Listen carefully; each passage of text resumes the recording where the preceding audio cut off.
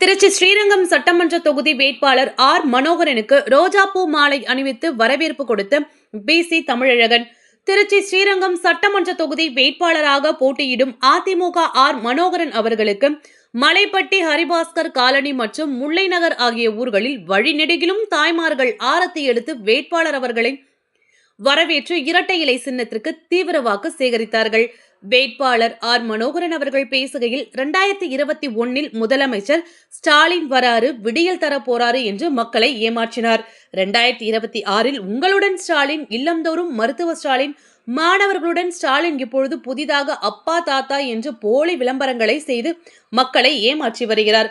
இந்த ஸ்ரீரங்கம் தொகுதியில் 2011 நான் தொகுதி பொறுப்பாளராக மறைந்த முன்னாள் முதலமைச்சர் ஜெயலலிதா அவர்கள் இருக்கும் பொழுது நான் இந்த பகுதிக்கு அதிக முறை வந்திருக்கிறேன். அப்பொழுதையெல்லாம் அதிகாரிகள் என்ன வேலை செய்யணும் என்று கேட்பார்கள். இப்பொழுது அதிகாரிகள் அதை நாம் கெஞ்சி கேட்டுக்கொண்டிருக்கிறோம். இதுதான் உங்களுடன் ஸ்டாலின் திட்டமாக என்று கேள்வி எழுப்பினார். அம்மா முதலமைச்சராக இருக்கும் பொழுதுதான் இந்த தொகுதிக்கு சட்டக்கல்லூரிகள், மாணவர்கள் தங்கும் விடுதி, ஆராய்ச்சி மையம், இதுபோல் எண்ணற்ற மக்கள் பயனுள்ள திட்டங்களை இந்த தொகுதிக்கு தந்தவர் என்று புகழாரம் சூட்டினார்.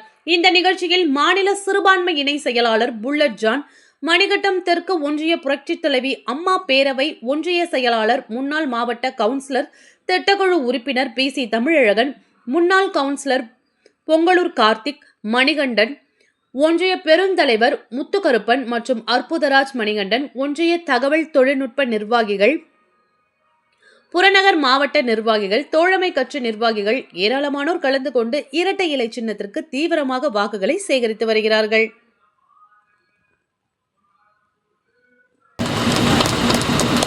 நல்ல ஆசியோடும் புரட்சி தமிழன் அண்ணன் எடப்பாடியார் அவருடைய வாழ்த்துக்களோடும்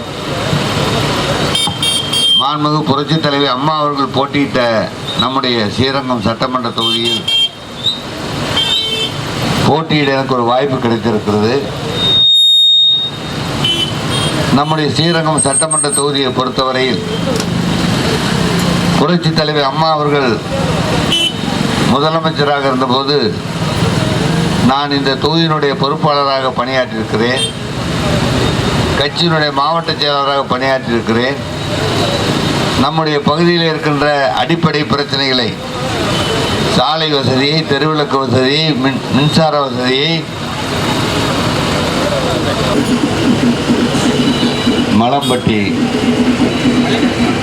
மலைப்பட்டி கிராமத்தினுடைய வாக்காளர் பெருமக்களே,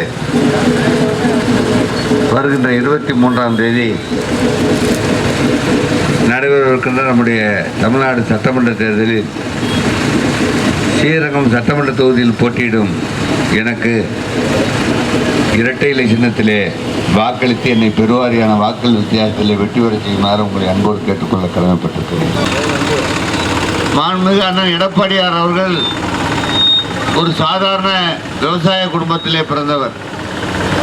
நம்ம ஊரில் எல்லாருமே விவசாயிகள் தான். விவசாயியோட கஷ்டங்களை அண்ணன் எடப்பாடியார் அறிந்தவர். அதனால தான் கடந்த 4 ஆண்டு கால ஆட்சியில் எண்ணற்ற விவசாய திட்டங்களை அண்ணன் அறிவித்தார். டெல்டா மாவட்டத்தை பாதுகாக்கப்பட்ட வேளாண் மண்டலம் என்று அறிவித்தார். நம்முடைய முக்கம்புல சுமார் 400 கோடி ரூபாய் செலவில் புதிய பாலத்தை கட்டி கொடுத்தார். இப்படி விவசாயிகளை பற்றி, பொதுமக்களை பற்றி அறிந்தவர் முதலமைச்சராக வந்தால்தான் நாடு நலம் பெறும். இன்றைக்கு திராவிட முன்னேற்ற கழக ஆட்சியில் எங்கு பார்த்தாலும் கொலை, கொள்ளை, கற்பழிப்பு, பாலியல் வன்முறை, கஞ்சா, ஏன் பள்ளிக்கூடத்துக்கு பக்கத்திலேயே கஞ்சா சாக்லேட் விற்கிறாங்க. கைந்தா வர்றாரு, விடியல் தர போறாரு என்று 2021 விளம்பரப்படுத்தி ஆட்சிக்கு வந்தவர்கள் இப்போ அதை சொல்லலை. இப்போ உங்க வீட்டில் ஸ்டாலின், உங்களோட ஸ்டாலின்னு பொங்கலூர் குட்டப்பட்டிலே அமைத்து கொடுத்தார்கள். இதே போல பல திட்டங்கள் சொல்லிக்கிட்டே இருக்கலாம். நம்ம ஊரில் கல்யாண மண்டபம் கட்டினோம், நாடக மேடை கட்டினோம், கால்நடை மருத்துவமனை கட்டினோம். இதெல்லாம் அம்மா முதலமைச்சராக இருந்தப்போ கட்டினது. சாலைகள் எல்லாம் போடப்பட்டது. புதிய பேருந்துகள் விடப்பட்டன. மக்களுக்கு ஏதாவது ஒரு பிரச்சனை இருந்தால் அதிகாரிகளே நம்மை தேடி வந்தார்கள்.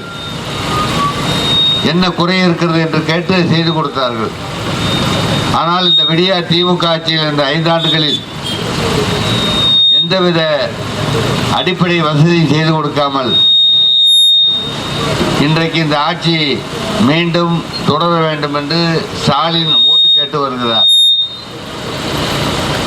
2021 பொய்யான வாக்குறுதிகளை கொடுத்து மக்களை ஏமாற்றி ஆட்சிக்கு வந்த திராவிட முன்னேற்ற கழகம் மீண்டும் எப்படியாவது ஏமாற்றி ஆட்சிக்கு வந்துவிடலாம் என்று பகல் கனவு கண்டு கொண்டிருக்கிறார்.